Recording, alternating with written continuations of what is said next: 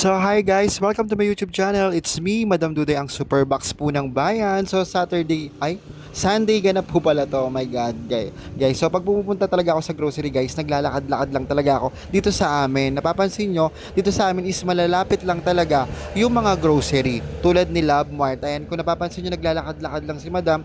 Worth of 5,000 lang naman po ang ating, wow, si Daniel, pogi.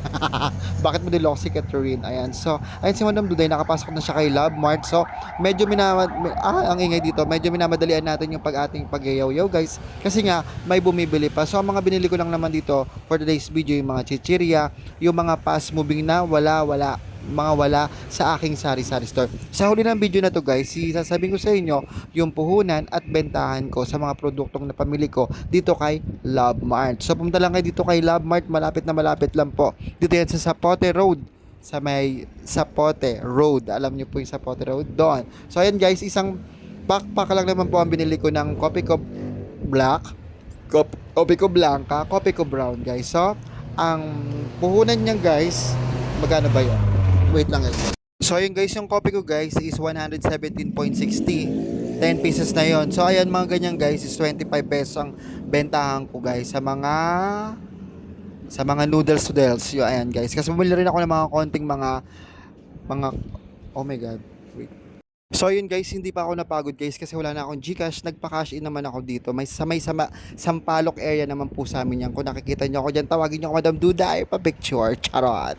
At kung hindi ka pa nakasubscribe guys, please like, share, and subscribe my YouTube channel para updating sa mga bago kong video. At nagutom nga si Madam, merienda time dito sa may Sampaloc lang, dito sa may Sampaloc area lang yan guys. At ito na nga guys, yung mga napimili ko kay Love Mart. So ayan ang mga puhunan at bentahan ng ating pinamili. So unang-una ang pinakita ko dyan, ayan. So yung mga biscuit na yan guys ay yung Pudgy Bar, 10 ang bentahan ko. So tres po ang tubuan ko dito sa mga biscuit ko kasi 'di ba sabi ko nga po, hapon na po ako nagbubukas dito sa aking sari-sari store. Hindi gaanong karamihan ang mga binibili ko mga biscuit. 10 ang Chocomucho, Hansel 9, mga ganun guys. Hello 8 pesos, mga ganun lang po ang bentahan ko, no. So ayan, nakita niyo yung total 5,439 po siya. So yung mga malalaki ko guys, depende yan. May 27 guys. Ayan, 27 yan guys. Tapos yung pishda ko guys is 25 pesos, no. Add 5 pesos po ako sa mga malalaking chichirya. Sesto Choco, ayan, Sesto Choco na maliit guys, 17 pesos. Dutch milk naman, ang bentahan ko is 15 pesos guys.